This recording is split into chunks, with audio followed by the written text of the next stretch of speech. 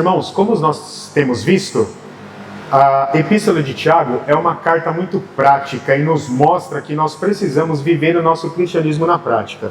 Não é suficiente dizer que crer em Deus, não é suficiente frequentar a igreja todo domingo, não é suficiente participar da escola dominical, se nós não colocarmos em prática todos os ensinamentos que nós aprendemos aqui.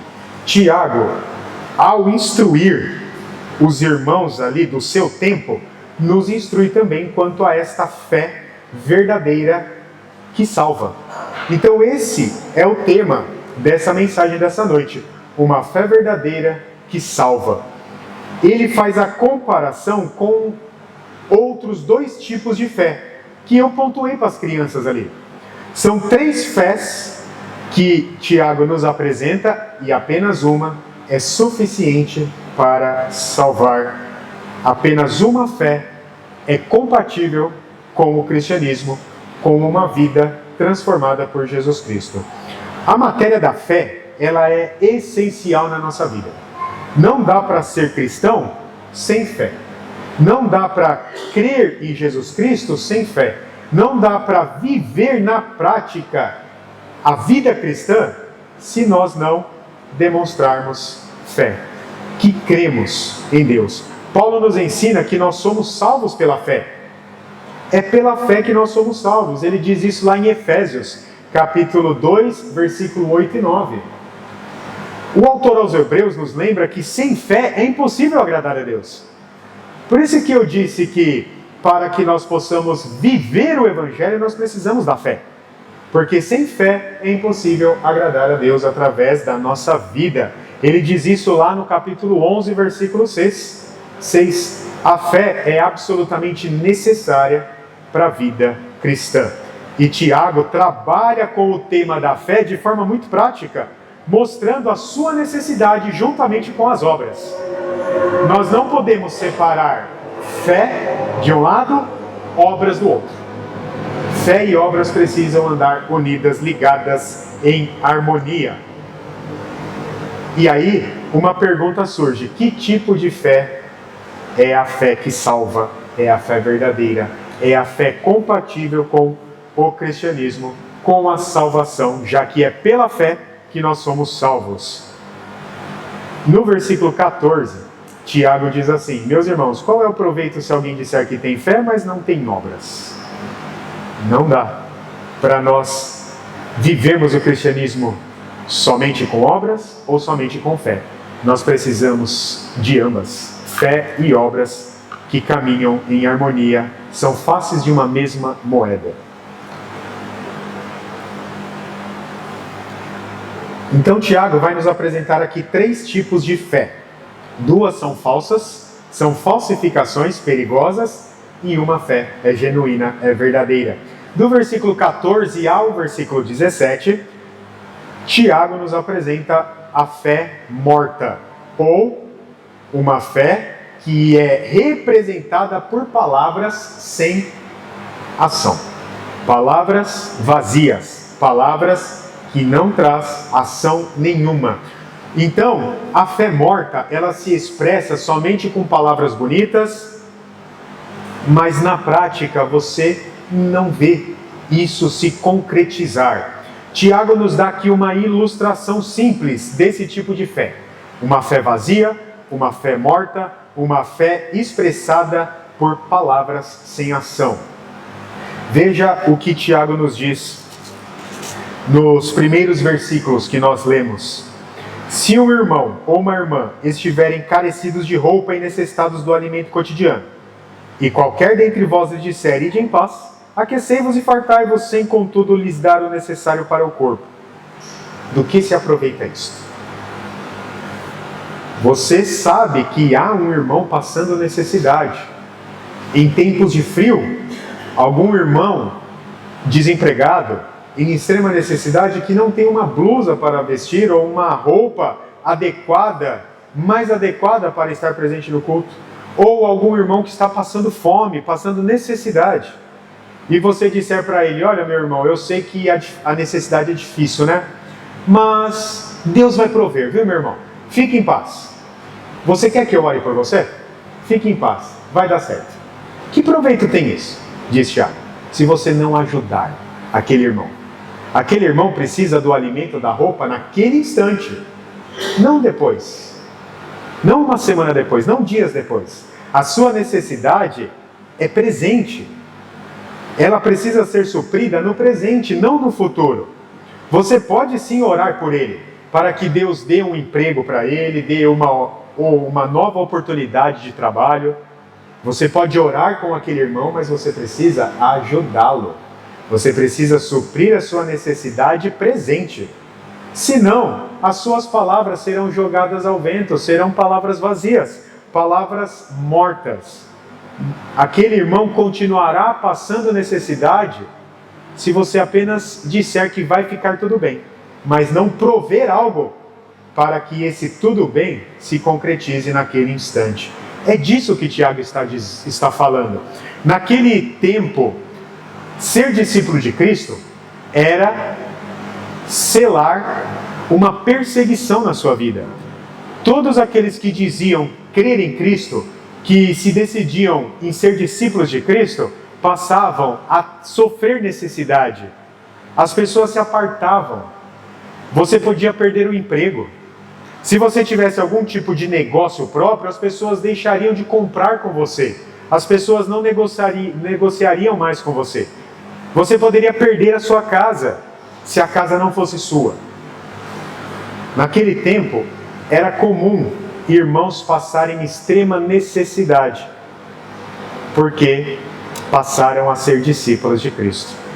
Por isso a urgência de Tiago em insistir com a igreja de ajudar, de fazer obras, de praticar obras, de ter as obras ali, o exercício da piedade na prática, juntamente com a sua fé.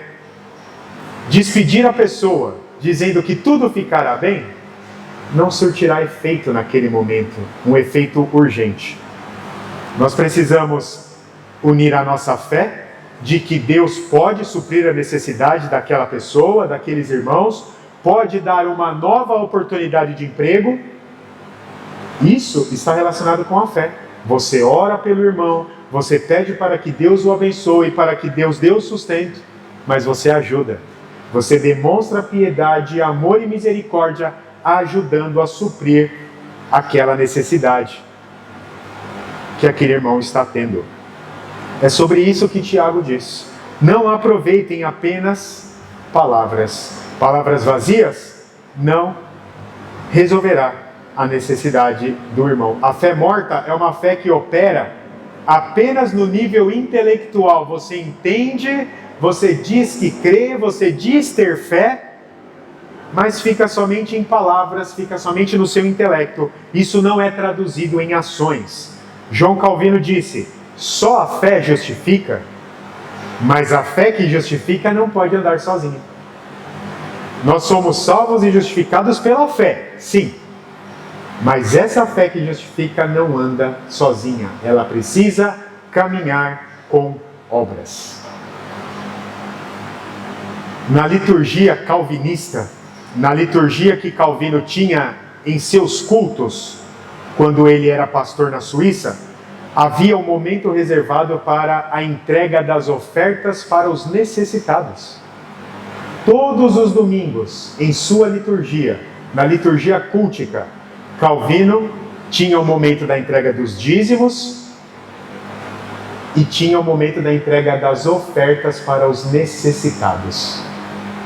Ele tinha esse cuidado de arrecadar ofertas, suprimentos, mantimentos para dar a todo aquele que tinha necessidade, seja dos seus membros da igreja, seja de pessoas que não eram membros da igreja também.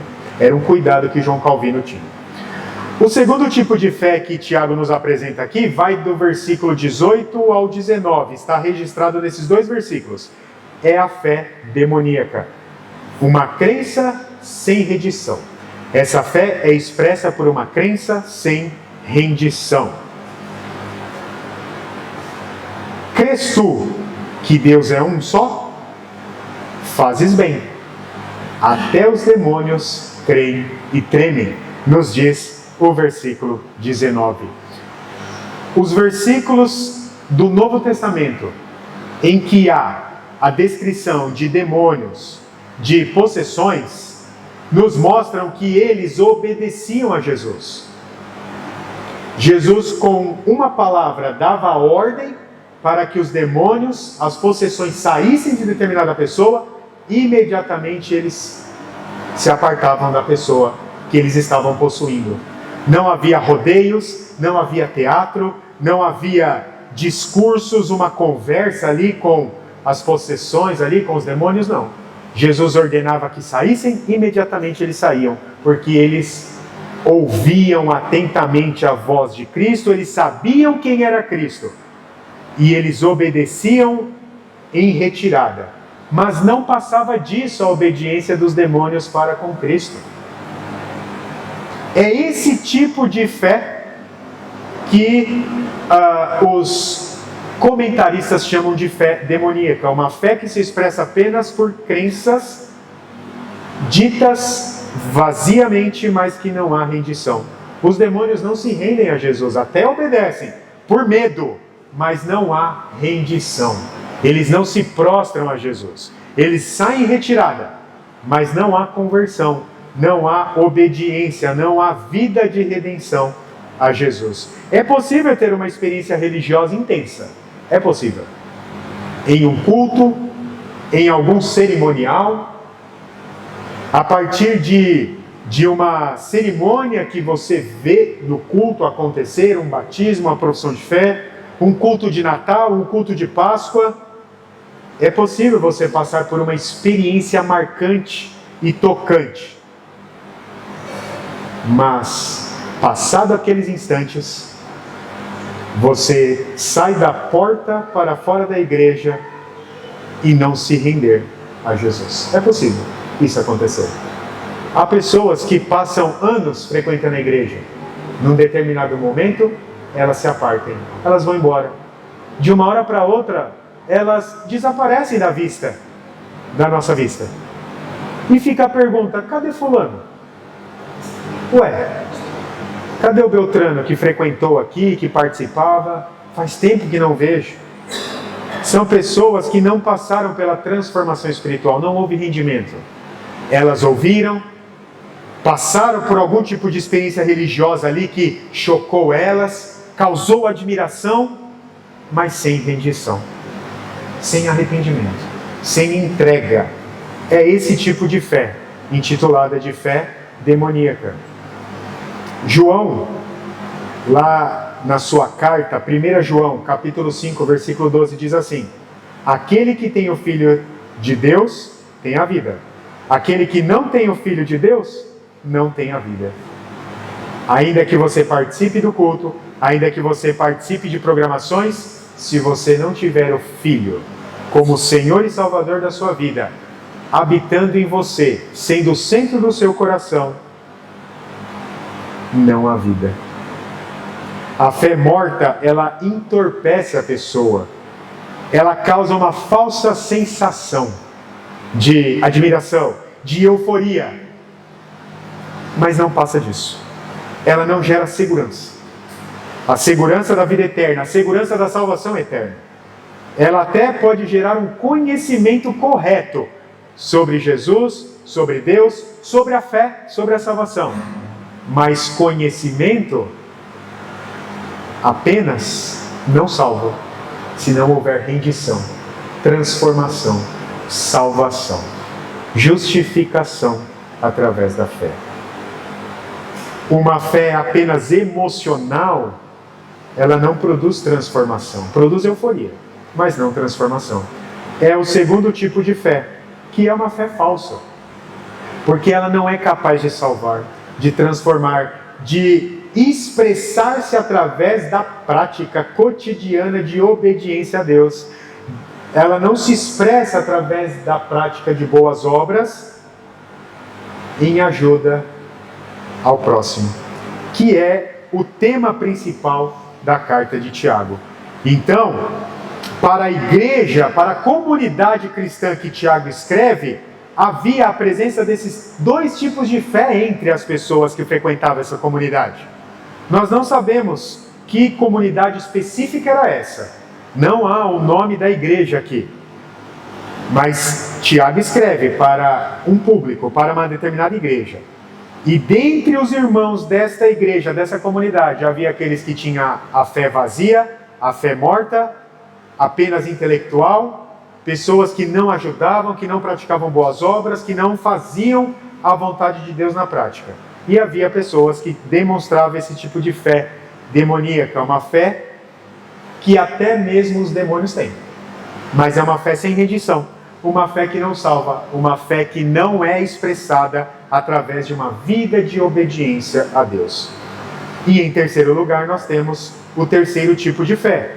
Essa sim é a fé verdadeira, a fé que salva, registrada nos versículos 20 ao 26, desse trecho que nós lemos do capítulo 2 de Tiago. Tiago descreve duas características para essa fé verdadeira, para essa fé salvadora. Que características são essas? A fé salvadora, ela é baseada na palavra de Deus, é a primeira característica. Ela tem o seu respaldo na palavra de Deus. A fé salvadora é baseada no conhecimento de Deus.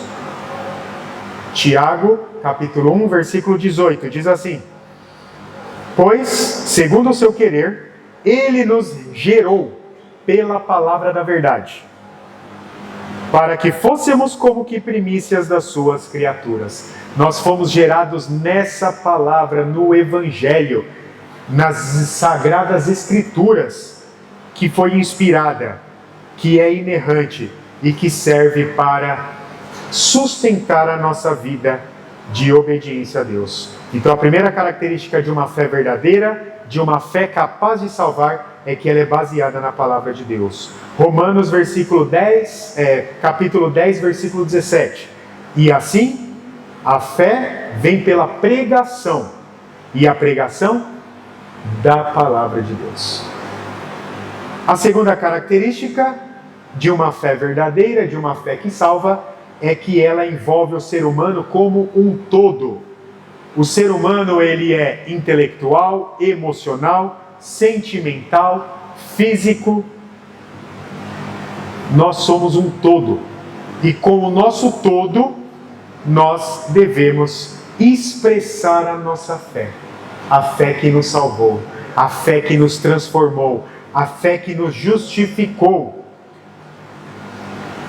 A vontade de Deus é expressa através do nosso corpo, através dos nossos pensamentos, através daquilo que fazemos, através da ajuda que demonstramos para com as pessoas que necessitam.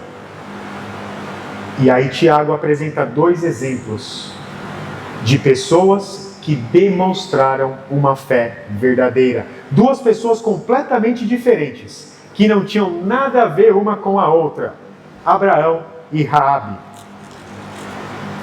Abraão foi chamado para ser o líder do povo de Deus, para representar o povo de Deus, para conduzir a criação de um povo, de uma nação, de um povo separado para servir a Deus. Abraão foi justificado pela fé, nos diz Hebreus, quando Deus lhe ordenou que lhe oferecesse o seu filho, o filho da promessa que ele esperou por anos. Ele obedeceu, ele levou Isaac até o altar, em obediência. Mas no exato momento em que ele ia oferecer Isaac, Deus ordenou que ele parasse. E deu ali a oferta que foi sacrificada no lugar de Isaac. Gênesis 15, versículo 6 nos conta essa história. Abraão foi justificado pela fé. E a fé que Abraão tinha fez ele viver, expressando essa sua fé ao cumprir toda a vontade de Deus, ao viver em obediência a Deus. Vês como a fé operava juntamente com as suas obras, nos diz o versículo 22. Com efeito, foi pelas obras que a fé se consumou. E se cumpriu a escritura, a qual disse: ora, Abraão creu em Deus, e isso lhe foi imputado para a justiça. A fé se consumou através de obras. As obras praticadas por Abraão foi resultado da sua fé. A segunda personagem, Raabe, que não fazia parte do povo de Deus, era estrangeira. Não vivia em Israel, vivia em sua própria terra. E ela teve essa fé verdadeira. E colocou em prática essa fé, a expressou através de uma obediência. Ouvindo isto, desmaiou-nos o coração, e em ninguém mais há ânimo algum por causa da vossa presença. Porque o Senhor vosso Deus é Deus em cima nos céus e embaixo da terra. Foi o que Raabe disse, quando no seu coração transformado, ela creu no Senhor e expressou esse crer, a sua fé, protegendo os enviados de Deus, da parte de Deus, aqueles espiões, aqueles espias que foram protegidos em sua casa. Ela guardou aqueles homens, ela não permitiu que aqueles homens fossem presos, porque eles estavam ali em missão divina. E com o seu coração movido por Deus, ela então obedeceu e declarou isto. Ouvindo isto, desmaiou-nos o coração, e em ninguém mais há ânimo algum por causa da vossa presença. Porque o Senhor, vosso Deus, é Deus em cima nos céus e embaixo da terra. Josué, capítulo 2, versículo 11. Sua mente descobriu a verdade.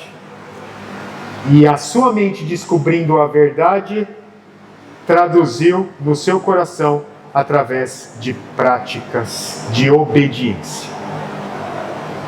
Ela foi tocada pela verdade e ela reagiu a este toque que Deus fez em seu coração. Então aqui, meus irmãos, nós temos duas pessoas completamente diferentes, mas obedientes. Duas pessoas que não tinham nada a ver uma com a outra, mas que agiram movidas pela fé. Um homem e uma mulher, um judeu e uma estrangeira, de origem pagã, um patriarca e uma meretriz. Mas ambos exercitaram a mesma fé, a fé salvadora. A fé que se traduziu em obras. Essa é a fé salvadora, uma fé dinâmica, uma fé que coloca em prática aquilo que crê.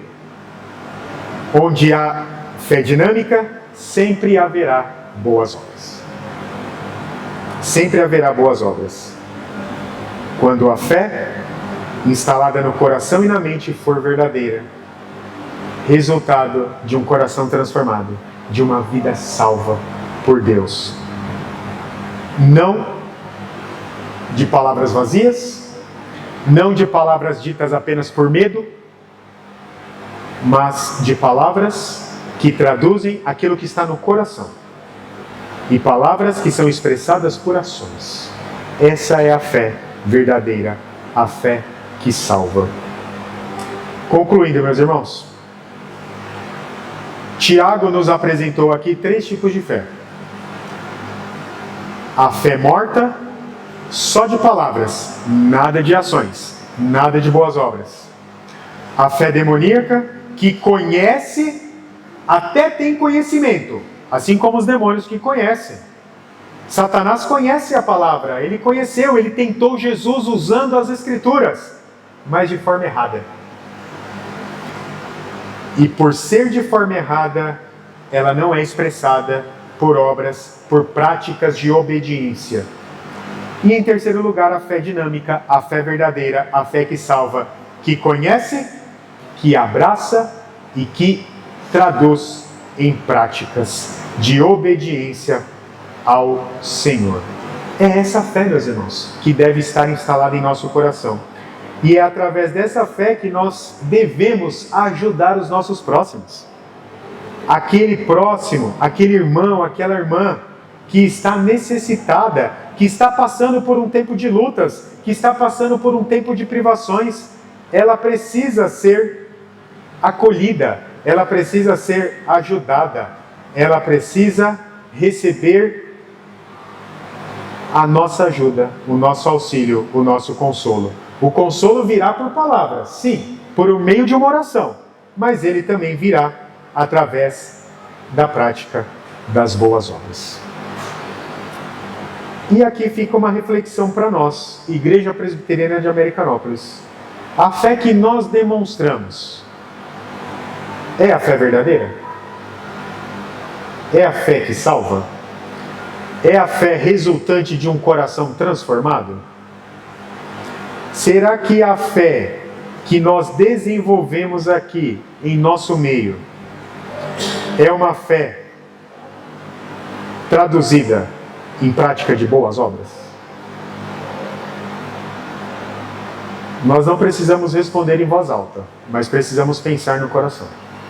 Será que nós, tendo a disponibilidade, tendo a possibilidade, estamos ajudando? Ou apenas dizemos para quem precisa: tudo vai ficar bem, eu vou orar por você, pode ir em paz, Deus vai suprir sua necessidade? Será que é assim que nós temos expressado a nossa fé? Ou nós temos ajudado realmente quem precisa? Será que nós temos praticado boas obras? Resultado da fé que nos justificou, que nos salvou? Examinai-vos a vós mesmos, se realmente estáis na fé. Provai-vos a vós mesmos, diz Paulo em 2 Coríntios, capítulo 13, versículo 5. Fica aqui então essa reflexão, esse autoexame nosso, que nós possamos agir como Abraão e ser como Raabe, exercitar uma fé que não fica apenas em palavras vazias, nem se limita às emoções, à euforia do momento, mas que se transforma em prática de vida cotidiana, na prática de boas obras para a glória de Deus. Nós demonstramos amor para com o nosso próximo, como resultado do amor que nós temos para com o nosso Deus. Que Deus nos ajude a demonstrarmos essa fé verdadeira, sempre que for requerido de nós. Assim como João Calvino se preocupava com os necessitados e recolhia as ofertas todos os domingos e distribuía essas ofertas, tanto para os membros da igreja dele, quanto para pessoas que não eram membros. Era esse amor que ele demonstrava e ele incentivava os seus irmãos, os membros da sua igreja, a exercitarem esse mesmo amor. Que Deus nos ajude. Amém. Nós vamos cantar o hino 92.